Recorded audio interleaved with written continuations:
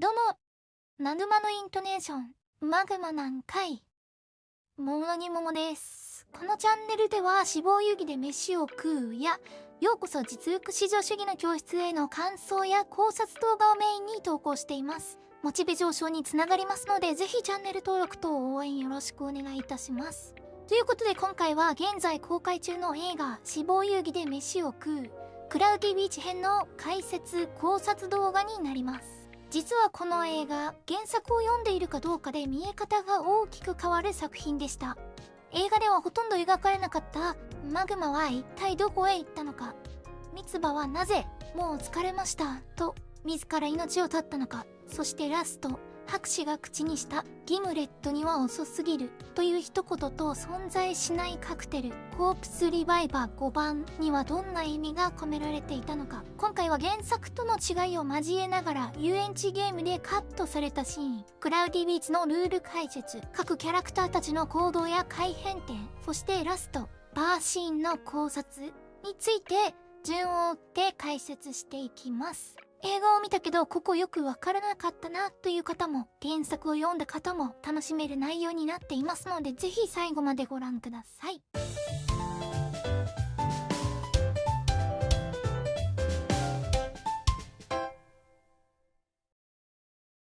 ということでまずは遊園地のゲームですね。雰囲気がものすごくいい感じのゲームでしたね。一気に映画の世界に引き込まれました。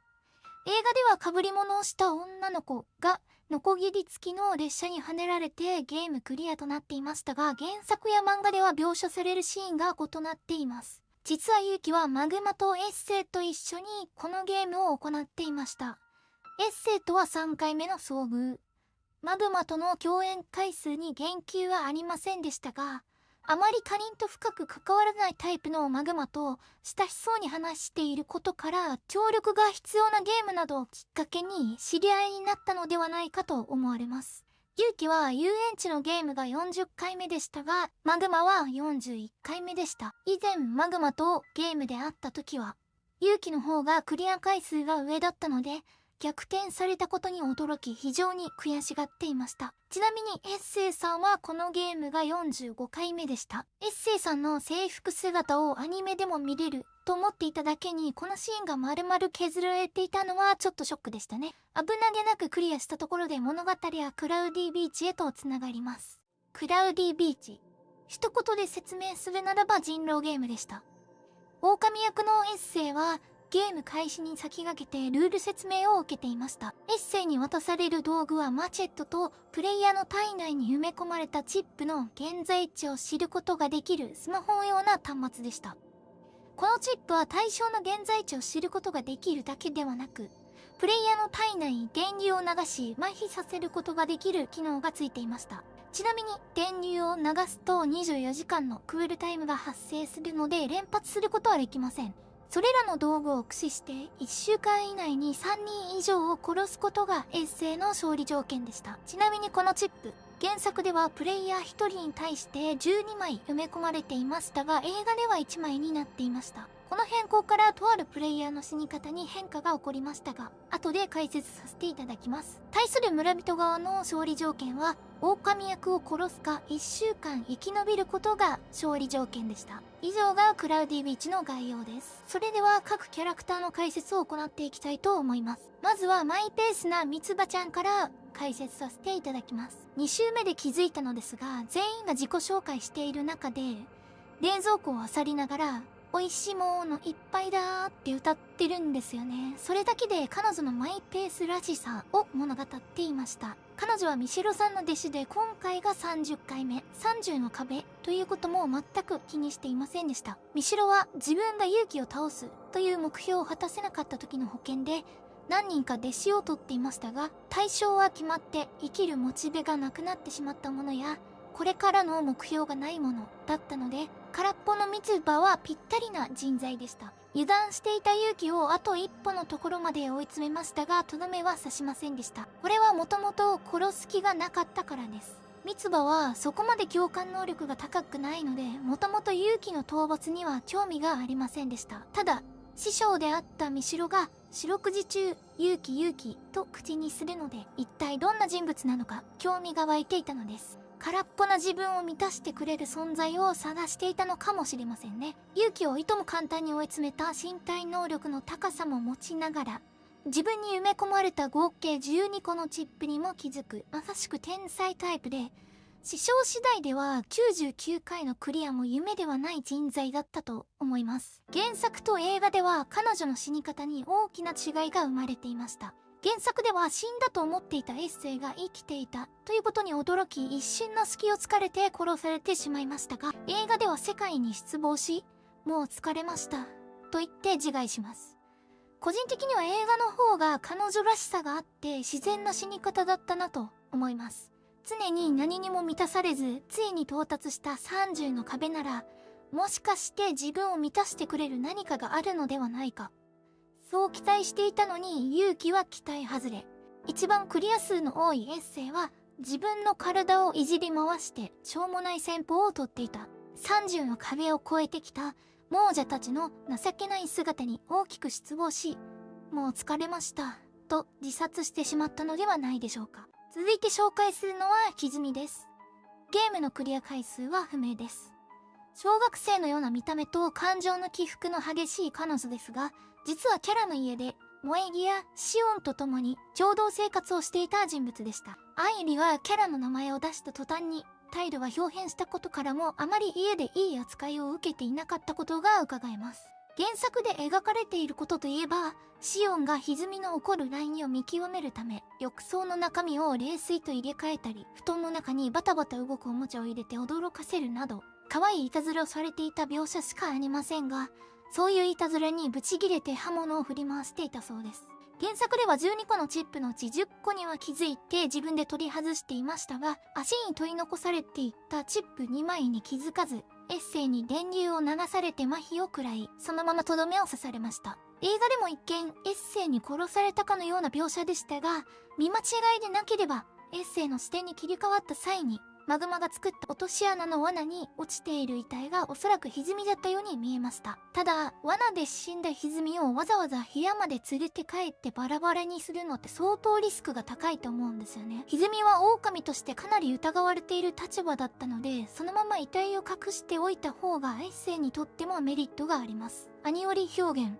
メンタルブレイク勇気が立ち直るきっかけが歪みの死だったので、これはちょっと無理のある変更だったように思えます。マグマが作った罠って何のこと？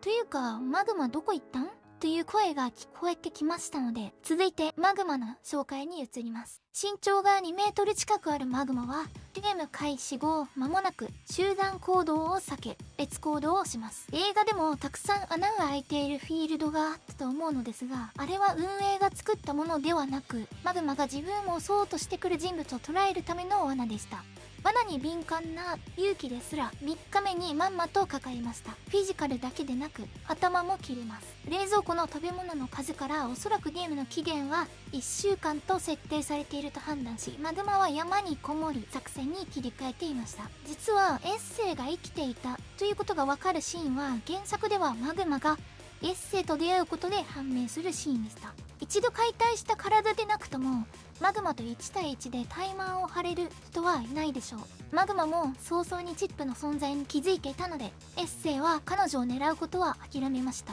なので映画でももちろん最後まで生存していたのですが、一切描写がなかったので、あの人結局どうなったのという疑問の的になってしまいました。ちなみにマグマは今回43回目。前回勇気と会った時はクリア回数が上回っていましたが、今回は逆転されていたことにかなり悔しそうにしていました。対する勇気は喜びながらマグマのクリア回数を抜いたことを報告していました。映画は終始暗い雰囲気を貫くことに徹底していたため、このようなやり取りはまとめてカットされたのだと思いますが、マグマの意外な一面、勇気との関係値を表すためにもここは素直に描写してほしかったなと思いました。続いてもずくちゃんですね。今回が10回目のもずくちゃんの活躍といえば、エッセイが襲撃してきた時に死んだふりをして時間を稼いだことでしたが、原作では異なります。襲いかかってきたエッセイに対して自作のスタンガンでブラフを張り、見事エッセイをやり過ごしました。10回目のプレイヤーが50回目のプレイヤーを騙し通せるかという緊張感のあるシーンでしたが、だいぶ改変されていましたね。もずくの能力に対しては評価が下がることはありませんが、いくら制限時間が迫ってきていたとはいえ、50回目を迎えているエッセイほどの上級者プレイヤーが死体打ちもせず見逃してしまったことに関しては少し納得がいきませんでした。続いてそのままエッセイの解説に参ります。先ほどまでの解説の通り、映画では3日目までは誰も殺せていないエッセイ、原作では2人殺しているため、あと1人殺せばゲームクリアのエッセイということで、能力値にだいぶ差が開いていました。4日目に作戦を変更したエッセイはイカダを作り、最終日に運営の船へ侵入して銃を奪い、その銃を利用してゲームをクリアしようと考えていましたが、妹弟子であるユウキにこれを阻まれました。エッセイは勉強熱心でした。師匠の博士から多くを学び、99回クリアを目指して努力を怠りませんでした。暦が話していたように、博士は80回近辺で体に限界が来て体をいじりましたが、エッセイは体に限界が来たわけではなく、効率的にゲームをクリアするために体をいじりました。そこまでするほどに99回クリアするんだという執念を持っていたにもかかわらず、あっけなく妹弟子に敗北する。そんな彼女の不憫さを映画ではより強調して描いていましたね。この点に関しては非常に鮮明に感情を描写しており、原作以上にエッセイに感情移入してしまいました。愛理、暦に関してはそこまで大きな変更はなかったように感じたので、最後に勇気の解説に入ります。映画では中盤以降まで自分が人を殺したのかもしれないとずっとうじうじしていた勇気でしたが、原作では冷静に状況を判断し、参加者たちと一緒に推理や探索をする描写があります。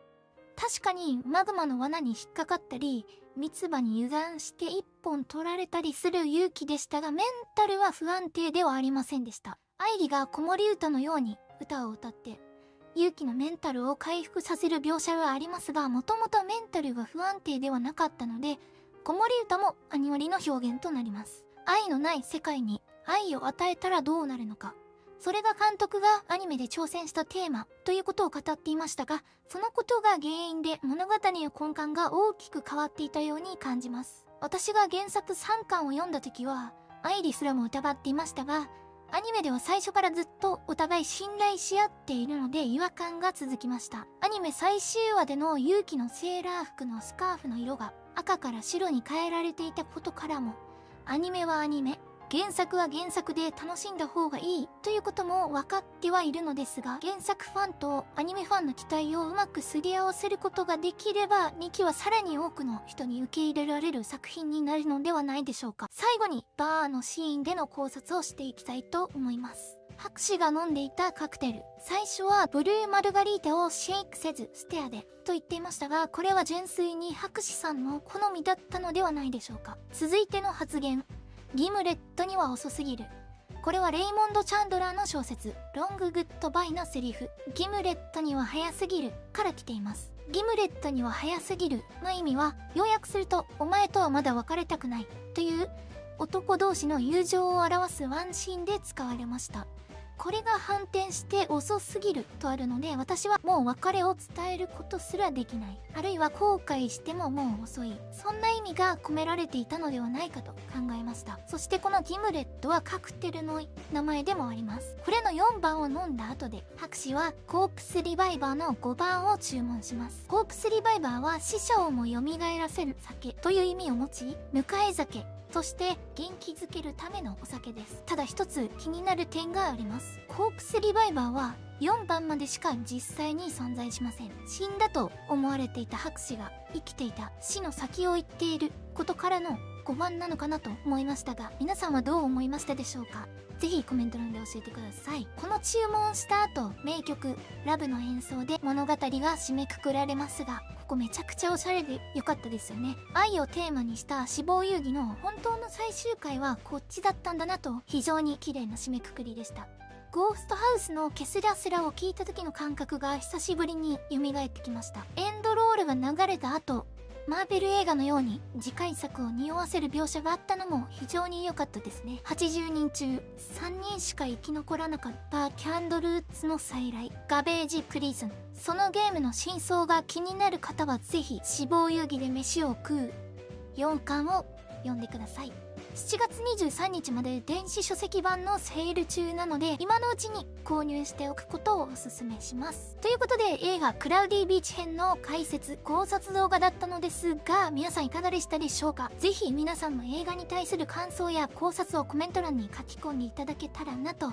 思います。今週までの上映なので、まだ見ていない方はぜひ映画館へ見に行っていただけたらと思います。今なら入場特典で猫メタル先生の書き下ろしイラストの色紙ももらえますので、一度見た方でもぜひ2週目行かれるといいかと思います。またアニメのガイドブックも間もなく販売されるとのことで、発売が待ち遠しいですね。気になる内容があったらまた動画を作りたいと思います。それではまた次回の動画や配信でお会いしましょう。またね。